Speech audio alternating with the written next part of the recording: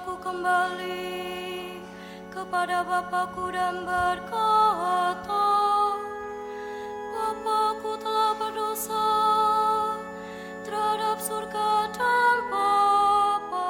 Sekali peristiwa, para pemungut cukai dan orang-orang berdosa datang kepada Yesus untuk mendengarkan Dia. Lalu bersungut-sungutlah orang-orang Farisi dan ahli-ahli Taurat, katanya, Ia menerima orang-orang berdosa dan makan bersama-sama dengan mereka. Lalu Yesus menyampaikan perumpamaan ini kepada mereka. Ada seseorang mempunyai 2 anak laki-laki. Kata yang bungsu kepada bapaknya, Bapa, berikanlah kepadaku bagian harta milik yang menjadi hakku. Lalu bapaknya membagi-bagikan harta kekayaan itu di antara mereka. Beberapa hari kemudian anak bungsu itu menjual seluruh bagiannya lalu pergi ke negeri yang jauh. Di sana ia memboroskan harta miliknya itu dengan hidup berfoya-foya. Setelah dihabiskan semua harta miliknya, timbullah bencana kelaparan di dalam negeri itu, dan ia pun mulai melarat. Lalu ia pergi dan bekerja pada seorang warga di negeri itu. Orang itu menyuruhnya ke ladang untuk menjaga babinya. Lalu ia ingin mengisi perutnya dengan ampas yang menjadi makanan babi itu. Tetapi tidak seorang pun memberikan sesuatu kepadanya. Lalu ia menyadari keadaannya, katanya, betapa banyaknya orang upahan Bapakku yang berlimpah-limpah makanannya. Tetapi aku di sini mati kelaparan. Aku akan bangkit dan pergi kepada Bapakku dan berkata kepadanya, Bapa, aku telah berdosa terhadap surga dan terhadap Bapa. Aku tidak layak lagi disebut anak Bapa. Jadikanlah aku sebagai salah seorang upahan Bapa. Lalu bangkitlah ia dan pergi kepada bapaknya. Ketika ia masih jauh, bapaknya telah melihat dia, lalu tergeraklah hatinya oleh belas kasihan. Bapa itu berlari mendapatkan dia, lalu merangkul dan mencium dia. Kata anak itu kepadanya, Bapa, aku telah berdosa terhadap surga dan terhadap Bapa. Aku tidak layak lagi disebut anak Bapa. Tetapi Bapa itu berkata kepada hamba-hambanya, lekaslah bawa kemari pakaian yang terbaik, pakaikanlah itu kepadanya, kenakanlah cincin pada jarinya dan sepatu pada kakinya. Ambillah anak lembu yang gemuk itu, sembelihlah, dan marilah kita makan dan bersukacita. Sebab anakku ini telah mati dan menjadi hidup kembali. Ia telah hilang dan didapat kembali. Lalu mulailah mereka bersukaria. Tetapi anaknya yang sulung sedang berada di ladang. Ketika pulang dan dekat ke rumah, ia mendengar suara musik dan nyanyian tari-tarian. Lalu ia memanggil salah seorang hamba dan bertanya kepadanya, apa arti semuanya itu?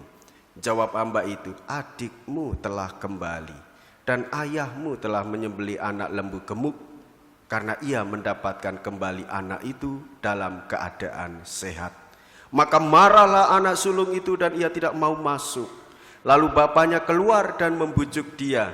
Tetapi ia menjawab bapaknya, katanya, telah bertahun-tahun aku melayani engkau dan belum pernah aku melanggar perintahmu. Tetapi kepadaku belum pernah engkau memberikan seekor anak kambing pun untuk bersukacita dengan sahabat-sahabatku.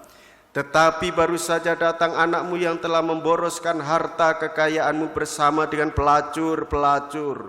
Maka engkau menyembelihkan anak lembu gemuk itu untuk dia. Kata bapa kepadanya, anakku, engkau selalu bersama-sama dengan aku, dan segala milikku adalah milikmu. Kita patut bersukacita dan bergembira, karena adikmu telah mati dan menjadi hidup kembali. Ia telah hilang dan didapat kembali. Berbahagialah orang yang mendengarkan sabda Tuhan dan tekun melaksanakannya.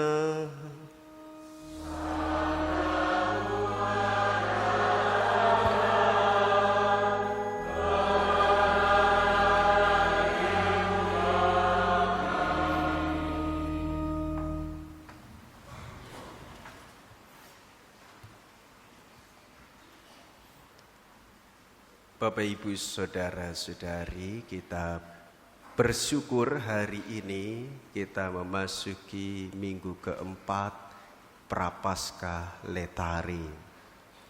Gaudite in Domine semper itu berarti bersukacitalah di dalam Tuhan senantiasa.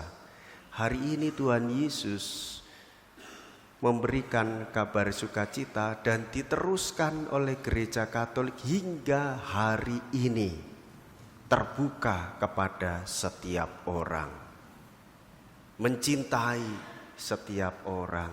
Orang yang berdosa diterimanya kembali. Bagaimana gambaran Bapa yang murah hati, Bapa yang maha rahim, Bapa yang maha baik, ketika anaknya kurang ajar, belum mati, minta warisan, pergi ke luar negeri dan menghamburkan uangnya setelah sadar, enak di rumah papaku. Baik, aku akan kembali bertobat. Meskipun hanya menjadi seorang anggota upahan, itu sudah sangat membuat saya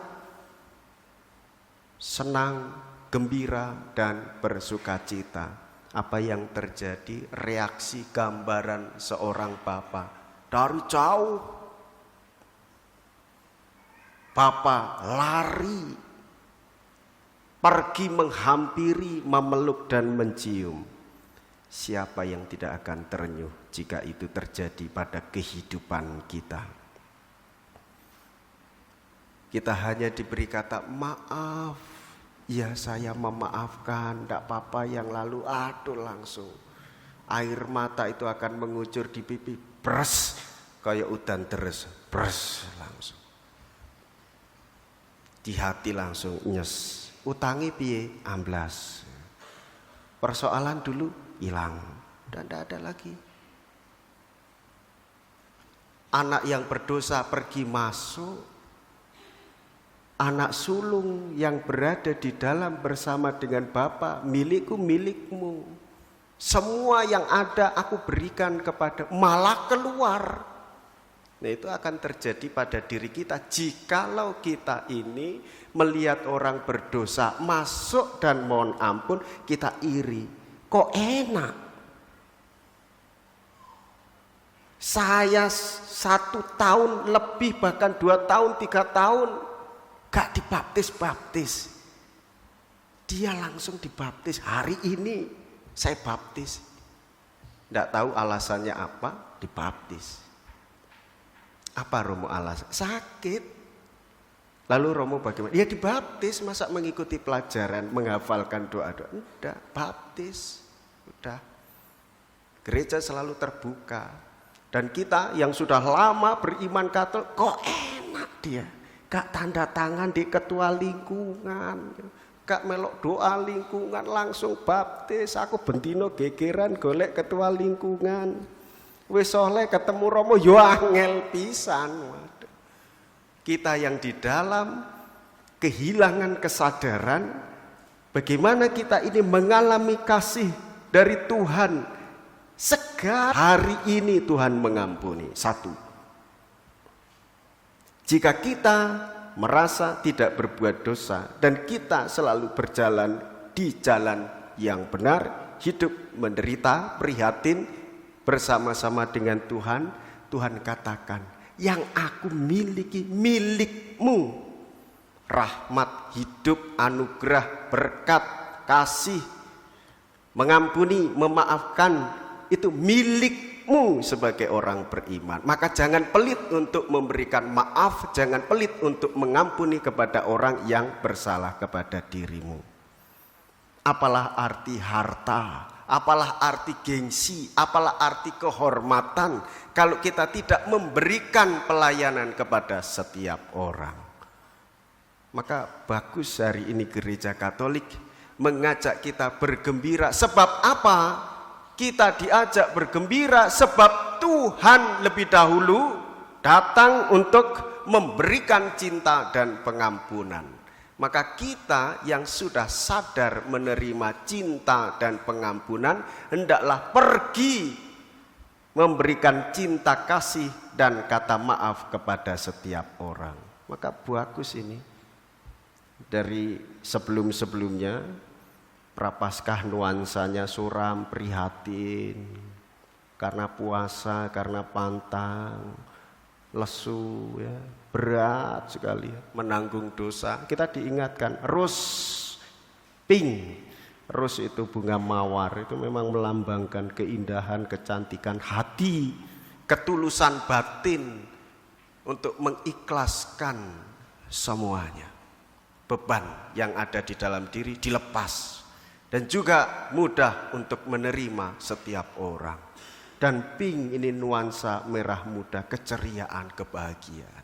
Nah, Bapak Ibu saudara-saudariku yang terkasih, bagaimana mengoperasionalkan ini di dalam kehidupan sehari-hari? Orang yang baik itu mudah untuk dicintai, apalagi orang yang selalu memberi kepada kita, akan kita mudah untuk mencintai dan membalas cintanya dan memberikan sesuatu kepadanya. Tetapi bagaimana dengan orang yang jahat terhadap kita? Apakah kita memperlakukan hal yang sama? Sama, tidak ada yang berbeda. Contoh, kecelakaan. Pres anak EDW dicelakai orang. Anda mendoakan siapa? Tak dongakno, ya, saya doakan yang nabrak itu. Malah itu seperti anak yang ada di dalam rumah keluar kata-kata buruk, tak dongakno. Negatif semua. Sebagai orang Katolik yang kecelakaan menjadi korban, kita doakan, kita rawat, tidak sibuk mencari siapa yang nabrak ini. Apalagi ditonton. Sapiro lorone, sopo iki, anake sopo, numpak opo ditabrak opo, lek kesuwen, lek kapan nulungi selak mati. Segera ditolong, sudah ndak usah memikirkan siapa yang nabrak. Kalau peristiwa tabrak lari, sesudahnya sembuh beres, dihibur. Selebihnya dalam doa, ya Tuhan semoga dia cepat sembuh, dan saya juga berdoa semoga dia yang menabrak itu mendapatkan damai dan kesadaran daripadamu. Sudah selesai, jangan ditambah-tambahi.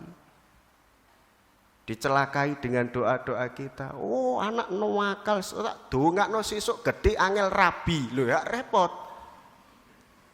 Ini bukannya malah baik, bersuka cita, malah mencelakai. Doanya bagus, isinya yang tidak bagus. Maka saudara-saudari, hari ini kita dibuka atas kerahiman Tuhan yang menerima siapapun, baik korban dan pelaku yang membuat orang lain menjadi korban.